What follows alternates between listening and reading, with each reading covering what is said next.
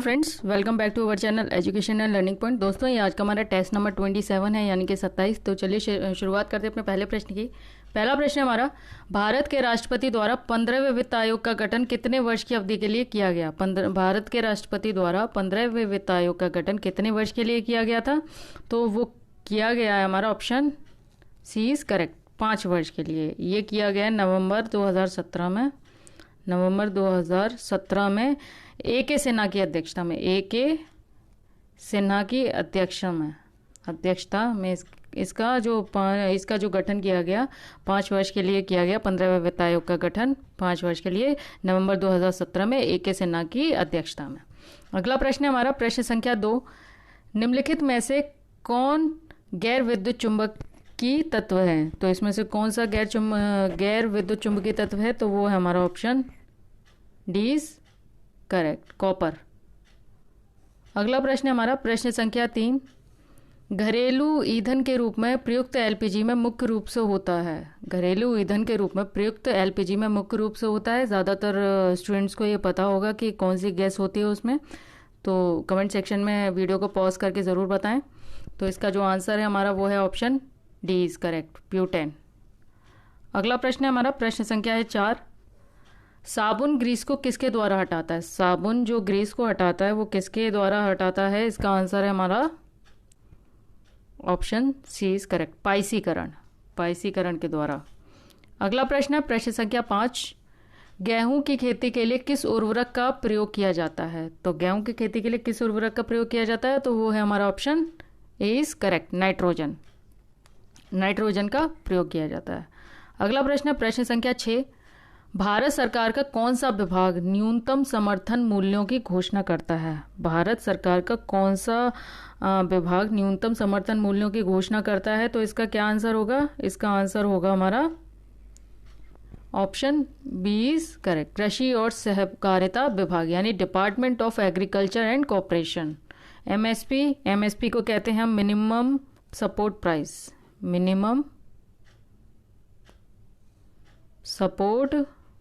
Price. अगला प्रश्न है हमारा, प्रश्न संख्या हमारी 7। पुताई की गई दीवारें किसके बनने के कारण 3 से 4 दिनों के बाद चमकदार दिखाई देती हैं? तो इसका क्या आंसर होगा? पुताई की गई दीवारें किसके बनने के कारण 3 से 4 दिनों के बाद चमकदार दिखाई देती हैं? तो इसका आंसर होगा हमारा option D is correct, calcium carbonate. अगला प्रश्न है प्रश्न संख्या 8। कौन सा नियम यह बताता है कि ज्वार भाटा के लिए चंद्रमा और सूर्य की स्थितियां जिम्मेदार हैं? तो इसका जो आंसर है हमारा क्या होगा?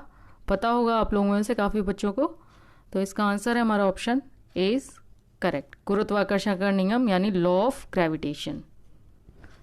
अच्छा, अगला प्रश्न है हमारा, प्रश्न संख्या 9। निम्नलिखित में से कौन सी क्रिया पसीने के वाष्पीकरण से संबंधित है? निम्नलिखित में से कौन सी क्रिया पसीने के वाष्पीकरण से संबंधित है? तो वो है हमारी ऑप्शन बी इज करेक्ट, ऊष्मा शोषक क्रिया।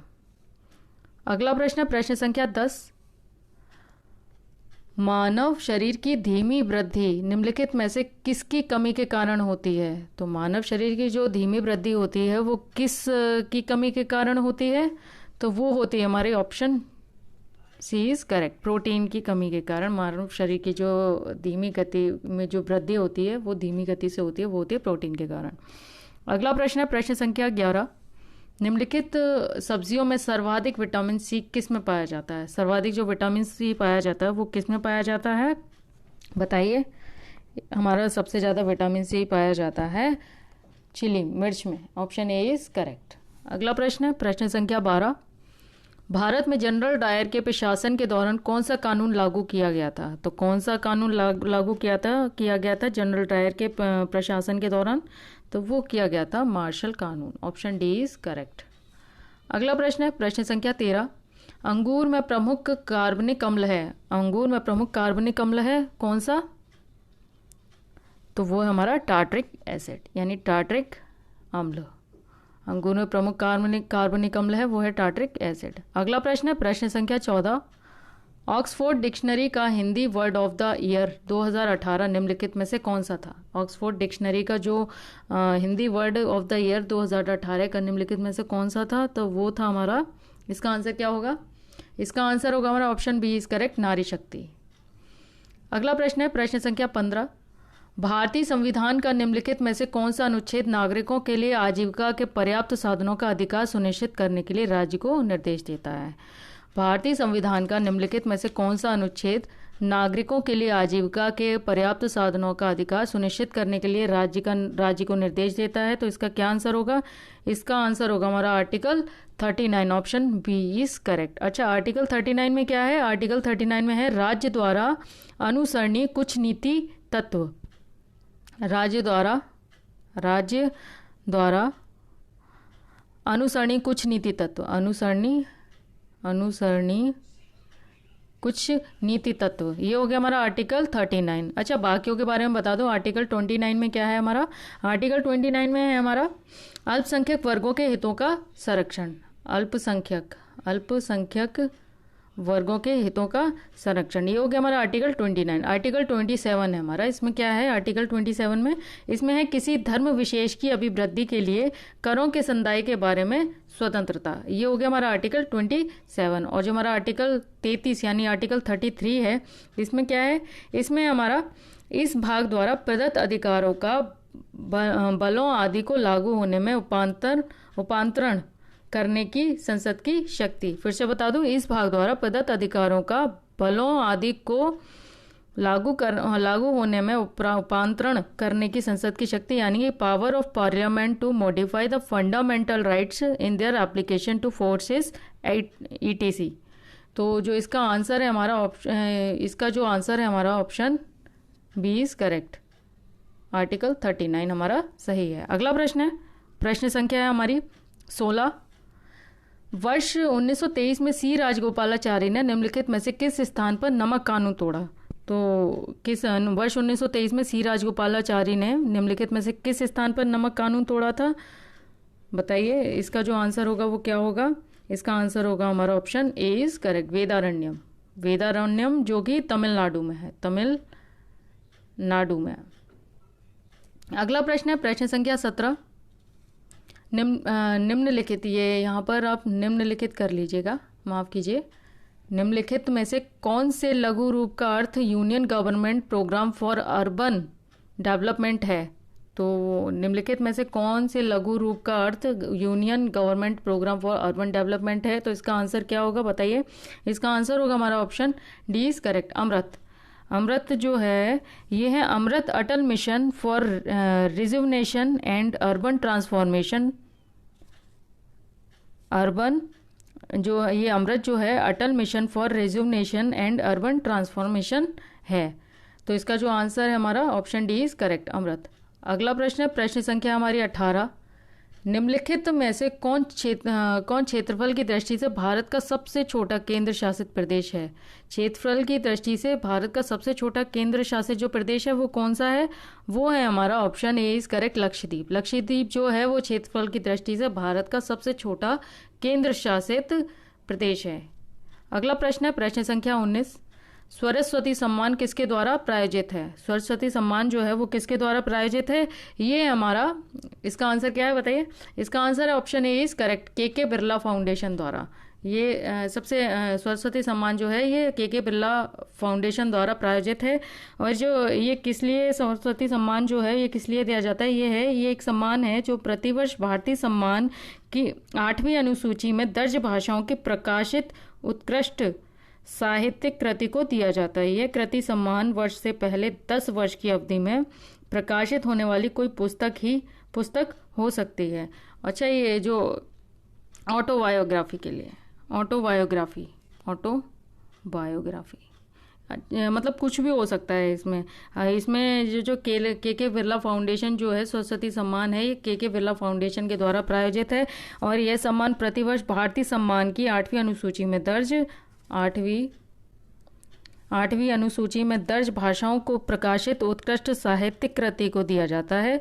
यह कृति सम्मान वर्ष से पहले 10 वर्ष की अवधि में प्रकाशित होने वाली कोई पुस्तक हो सकती है, कोई भी पुस्तक हो सकती है।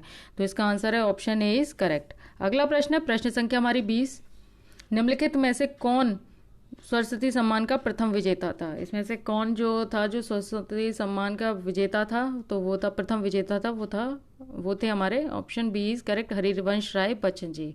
अच्छा, इनको ये जो पुरस्कार मिला था, ये कौन सी सन में मिला था? ये मिला था 1991 में। और किस लिए मिला था? उनकी 4 खंडों की एक आत्मकथा यानी कि ऑटोबायोग्राफी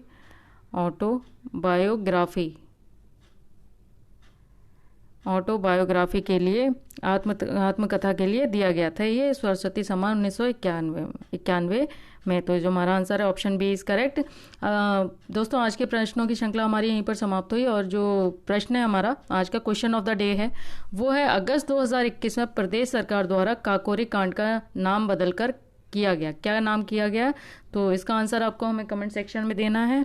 और जो हमारा टेस्ट नंबर 26 था, उसका जो क्वेश्चन ऑफ द डे था, उसका कौन सा प्रश्न था, उसका आंसर भी मुझे आपको बताना है। उसका आंसर क्या है?